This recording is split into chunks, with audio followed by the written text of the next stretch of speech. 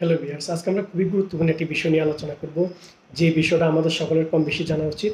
আজকে আমরা যে বিষয় নিয়ে আলোচনা করব তা হচ্ছে ডেঙ্গু জ্বর আক্রান্ত হলে এবং ডেঙ্গুতে আক্রান্ত হলে আমাদের কী কী করণীয় রয়েছে এবং আমরা এর লক্ষণগুলো কী কী রয়েছে এবং আমরা কীভাবে ডেঙ্গু প্রতিরোধ করব এবং আমরা কখন হাসপাতালে ভর্তি হব এবং কখন আমরা বাড়িতে চিকিৎসা নিয়ে সুস্থ হব।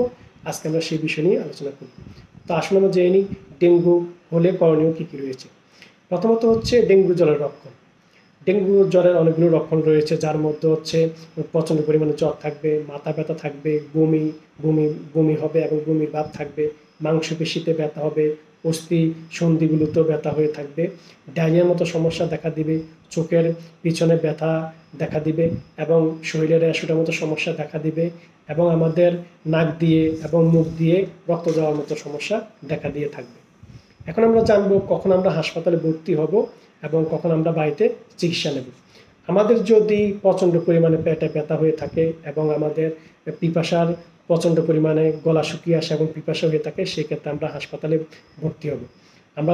আমাদের যদি ঘন ঘন বমি এবং বমি যদি কোনো কারণে বন্ধ না হয়, সেক্ষেত্রে আমরা হাসপাতালে ভর্তি হব। বমির সাথে যদি আমাদের রক্ত যায় এবং কালো পায়খানা হয়, সেক্ষেত্রে আমরা হাসপাতালে ভর্তি হব। এবং হাসপাতালে ভর্তি হবে এমন কিছু ব্যক্তি রয়েছে, যার মধ্যে হচ্ছে গর্ভবতী মা, নবজাতক শিশু এবং ডায়াবেটিসজনিত সমস্যা রোগী এবং কিডনিজনিত সমস্যা রোগীরা হাসপাতালে ভর্তি হবে। যদি শরীরের টেম্পারেচার প্রচণ্ড পরিমাণে কমে যায়, সেক্ষেত্রে আপনি হাসপাতালে ভর্তি হতে হবে এবং প্রচণ্ড পরিমাণে শ্বাসকষ্ট দেখা দিলে আপনাকে অবশ্যই হাসপাতালে ভর্তি হয়ে চিকিৎসা নিতে হবে। এখন আমরা জানবো কখন আমরা বাড়িতে চিকিৎসা নেব। আপনি যদি পর্যাপ্ত পরিমাণে তরল খাবার গ্রহণ করতে পারেন, সেই ক্ষেত্রে আপনি বাড়িতে থেকে ডেঙ্গুর সমস্যাজনিত চিকিৎসা নিতে হবে এবং প্রতি 6 ঘন্টার মধ্যে যদি আপনি একবার বা দুইবার প্রস্রাব করেন, সেই ক্ষেত্রে আপনি বাড়িতে থেকে আপনি চিকিৎসা নিতে পারেন এবং আপনি বাড়িতে চিকিৎসা থাকা অবস্থায় পর্যাপ্ত পরিমাণে বিশ্রামে থাকতে হবে এবং স্বাভাবিক খাবার সাথে পাশাপাশি আপনাকে লবণযুক্ত খাবার গ্রহণ করতে হবে, বিশেষ করে ওরসালাইন, ডাবের পানি এবং ভাতের মাড় এবং স্যুপ জাতীয় খাবার আপনাকে গ্রহণ করতে হবে।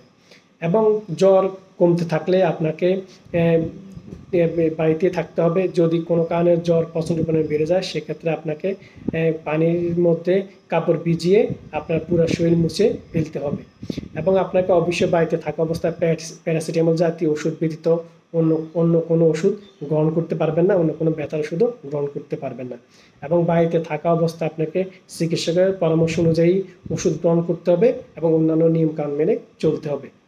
এখন আমরা জানবো কিভাবে আমরা ডেঙ্গু প্রতিরোধ করব।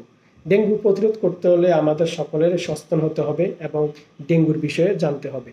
তাই আমরা সকলে সচেতন হয়ে আমরা যেভাবে আমাদের ডেঙ্গু প্রতিরোধ করব, তার মধ্যে রয়েছে আমাদের বাড়ির আশেপাশে এবং ছাদে থাকা ফুলের টপের জমে থাকা পানি পরিষ্কার করে ফেলে দিতে হবে এবং টায়ার টিউবের পানি পরিষ্কার করতে হবে। যদি কোনো কারণে ডাবের খোসা পড়ে পানি পূর্ণ হয়ে থাকে, সেক্ষেত্রে আমরা এই পানিগুলো ফেলে দিতে হবে। মনে রাখবেন, ডেঙ্গু মশা পরিষ্কার পানিতে ডিম পাড়ে, তাই আমরা অবশ্যই যেখানে স্বচ্ছ পানি জমে থাকে সেগুলো আমরা অবশ্যই ফেলে দেবো এবং পরিষ্কার রাখবো। এর পাশাপাশি আমরা বাড়ির আশেপাশে বিভিন্ন আগাছা পরিষ্কার করব, ছোট ছোট ঘাস এবং ছোট ছোট গাছগুলো কেটে পরিষ্কার করে ফেলবো এবং ময়লা পরিষ্কার করে ফেলবো। এবং দিনের বেলা যদি আমরা ঘুমাতে যাই, তাহলে অবশ্যই আমরা মশারি টাঙিয়ে ঘুমাতে হবে এবং মশা প্রতিরোধক যে কেমিক্যাল অথবা মশা কয়েল ব্যবহার করতে হবে এবং প্রচুর পরিমাণে আমরা তরল খাবার গ্রহণ করব এবং বাড়িতে বিশ্রাম করব এবং আমরা এমন পোশাক পরতে হবে যাতে আমাদের হাত এবং পা ঢাকা অবস্থায় থাকে। তাই আসুন আমরা ডেঙ্গু বিষয়ে সচেতন হই এবং আমরা সবাই ডেঙ্গু থেকে নিরাপদ থাকি, সুস্থ থাকি। ভিডিওটি ভালো লাগলে লাইক এবং শেয়ার দিয়ে অন্যকে দেখার এবং জানার সুযোগ করে দিবেন। সবাইকে ধন্যবাদ।